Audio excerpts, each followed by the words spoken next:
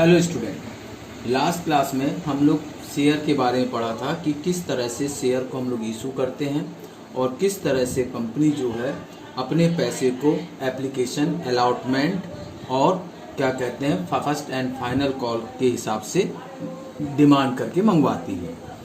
आज अब हम बात करेंगे फॉर फीचर के बारे में।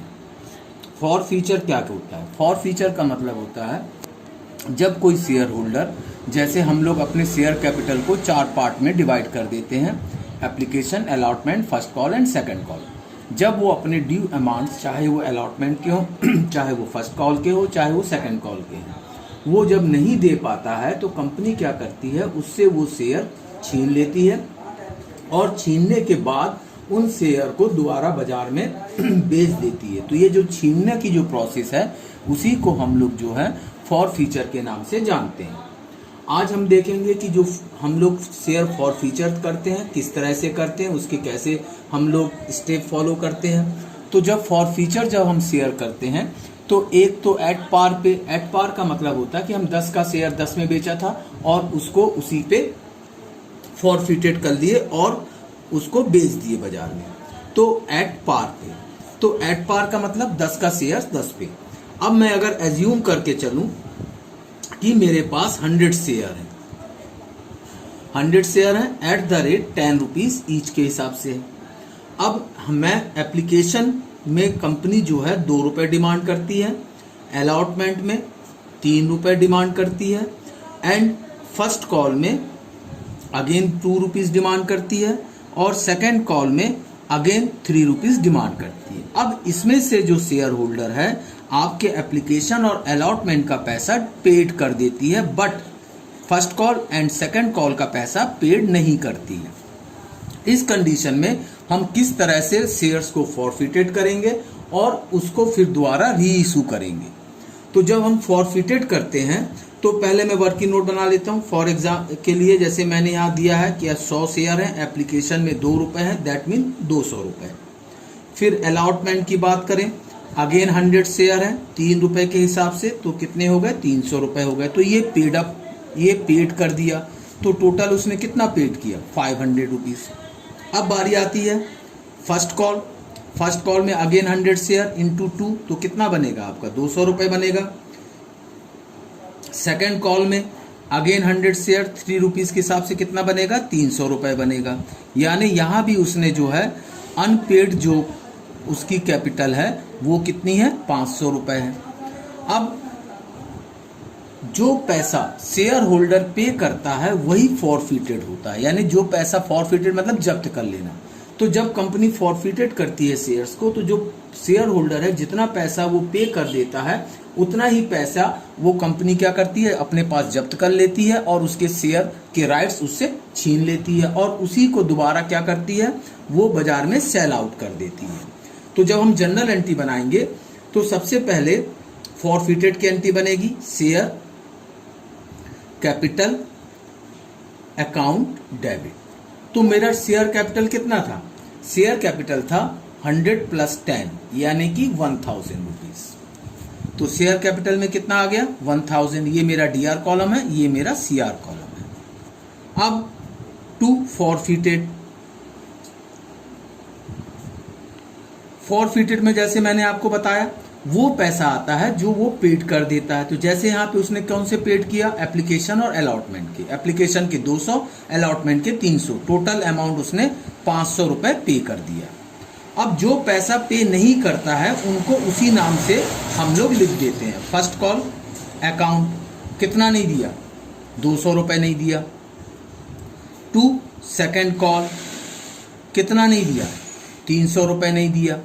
तो ये आपकी बन गई फॉरफिटेड की एंट्री। यानी इस तरह से हम जनरल एंट्री प्रिपेयर करते हैं जब हम शेयर्स को फॉरफिटेड करते हैं।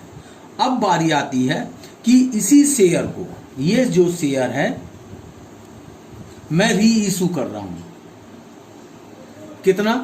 At the rate 8 rupees per share से। अब मैं इसको क्या कर रहा हूं? इसी जो 100 शेयर है इसको बाजार में दोबारा 8 रुपए के हिसाब से सेल आउट कर दे रहा हूं। अब जब इसकी जब सेल की एंट्री बनेगी तो ये तो आपकी हो गई फॉरफिटेड की। अब री इशू की एंट्री बनेगी। री इश्यू की एंट्री में सबसे पहले 100 शेयर के बैंक अकाउंट डेबिट कैसे बना। 100 शेयर हैं, 8 रुपए के हिसाब से मेरे पास कितने आएंगे, 800 रुपए आएंगे। अब मेरे को जो मेरा शेयर कैपिटल कितना था, 1000 रुपीज का था, मेरे पास कितना पैसा आया, 800 रुपए। दैट मीन्स 200 रुपए का कंपनी को लॉस हो रहा है। तो ये 200 रुपए वो एडजस्ट करता है किससे, ये जो फॉरफिटेड अमाउंट है 500 रुपए फॉरफिटेड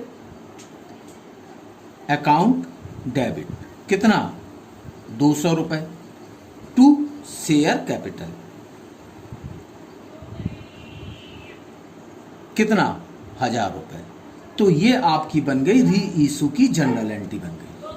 अब इसके बाद क्या होता है कि कंपनी जब अपने लॉसेस को फुलफिल कर लेती है, फॉरफिटेड का जो बचा हुआ पैसा है उसको वो क्या करती है, कैपिटल रिजर्व में ट्रांसफर कर देती है। तो उसकी जो जनरल एंट्री बनेगी, ये कैपिटल रिजर्व में जनरल एंट्री ट्रांसफर होगी। तो इसकी जनरल एंट्री बनेगी फॉरफिटेड अकाउंट डेबिट। ये कैसे आएगा, 500 हमारा फॉरफिटेड अमाउंट था, उसमें से मैंने 200 एडजस्ट कर लिए, तो मेरे पास कितना बचा, 300 रुपए टू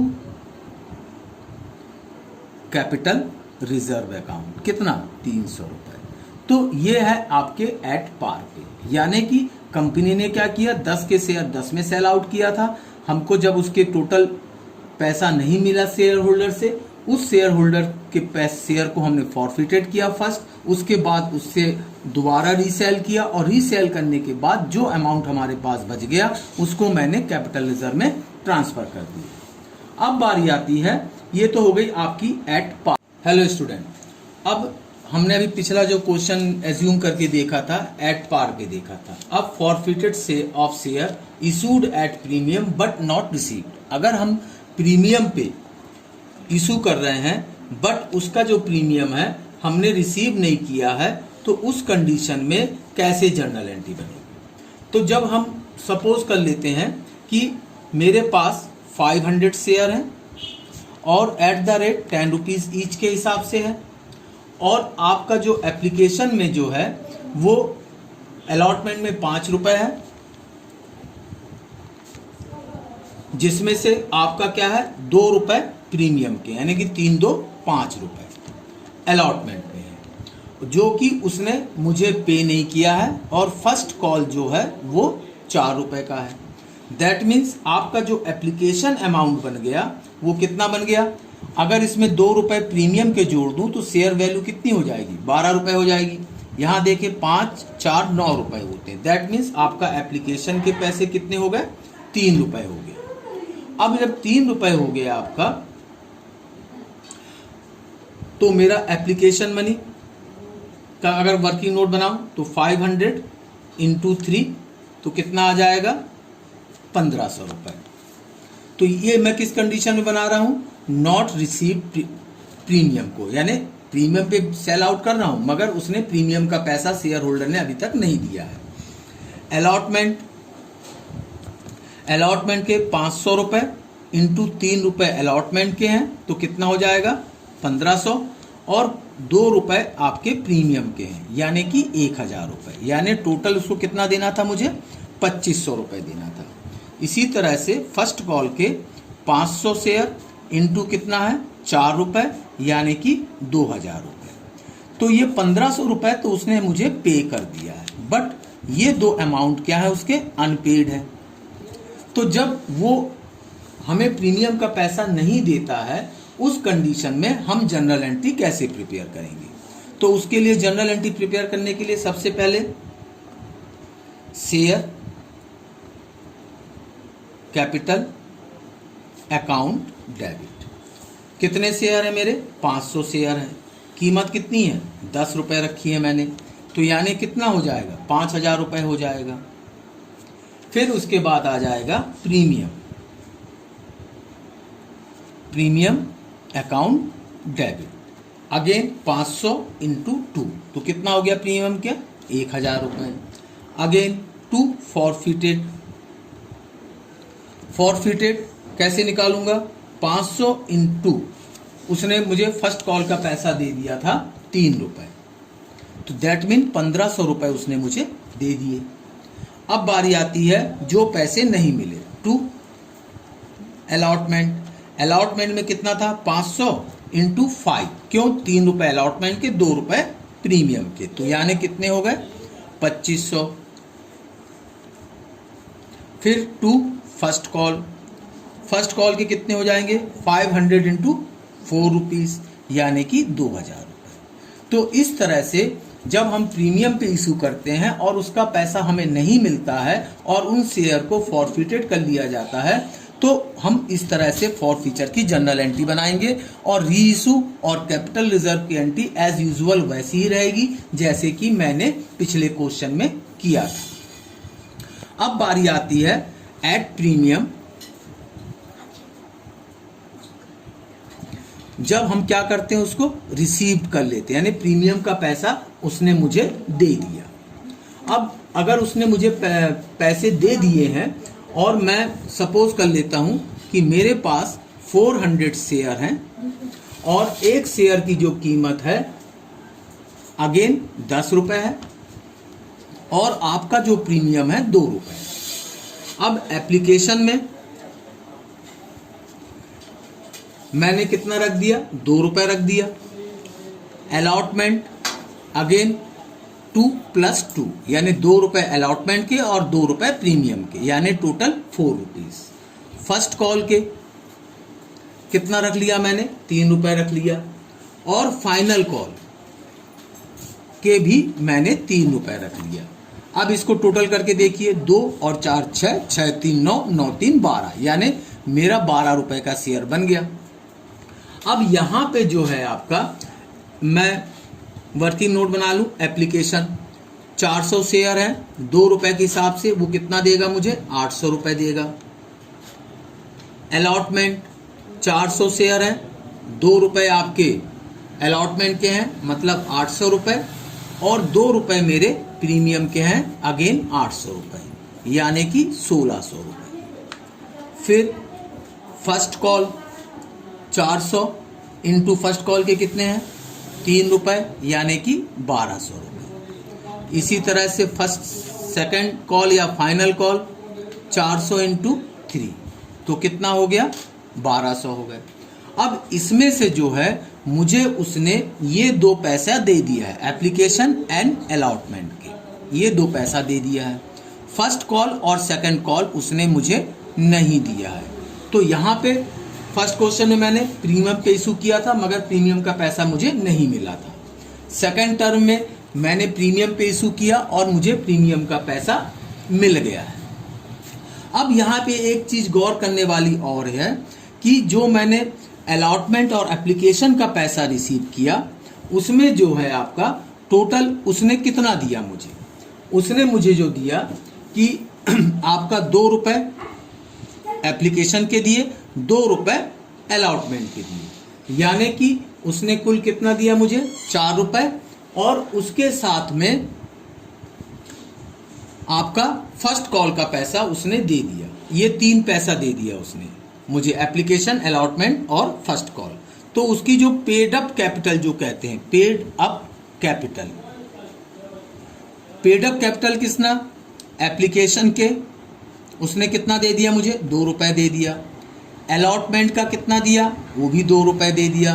और आपका जो फर्स्ट कॉल है उसका कितना दे दिया, 3 रुपए।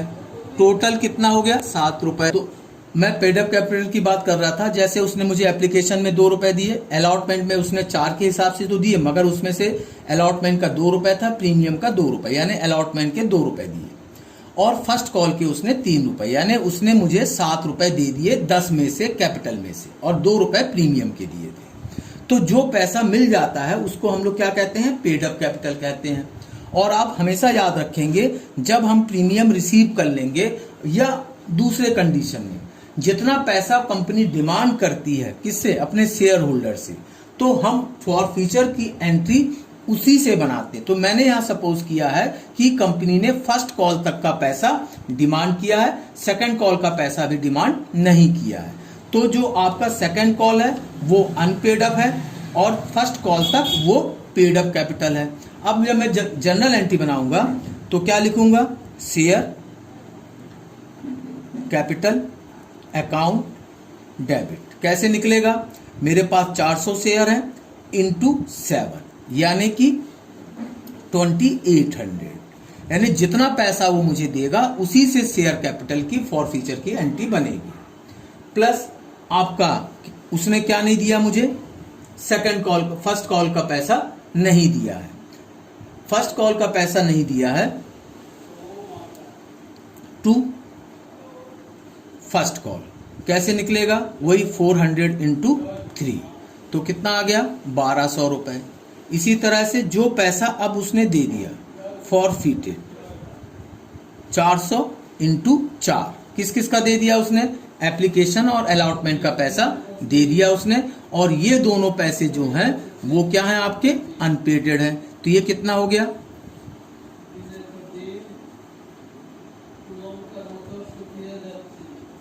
1600। तो इस तरह से जब हम प्रीमियम रिसीव कर लेते हैं तो प्रीमियम की एंट्री फॉरफीचर में नहीं बनती है अलग से, वो उसी में एडजस्ट कर दी जाती है।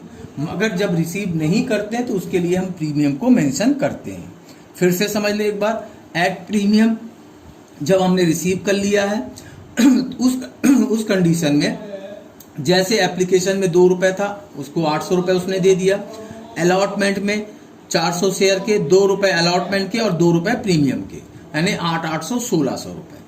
फिर फर्स्ट कॉल में 400 इंटू 3 यानी कि 1200 रुपए, सेकेंड कॉल में 400 इंटू 3 1200 रुपए। अब हमने उससे जो था फर्स्ट कॉल तक का पैसा डिमांड किया था, जिसमें से उसने एप्लीकेशन और अलॉटमेंट का पैसा दे दिया था, फर्स्ट कॉल का पैसा नहीं दिया और सेकंड कॉल का हमने डिमांड ही नहीं किया।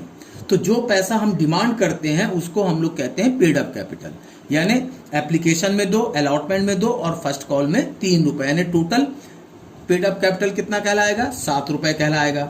अब उसके बाद जब हम फॉरफीचर की एंट्री बनाएंगे तो शेयर कैपिटल की जो कैलकुलेशन करेंगे 7 ही रुपए के साथ करेंगे, यानी 400 इंटू 7, यानी शेयर कैपिटल कितने का हो गया? 2800 रुपए।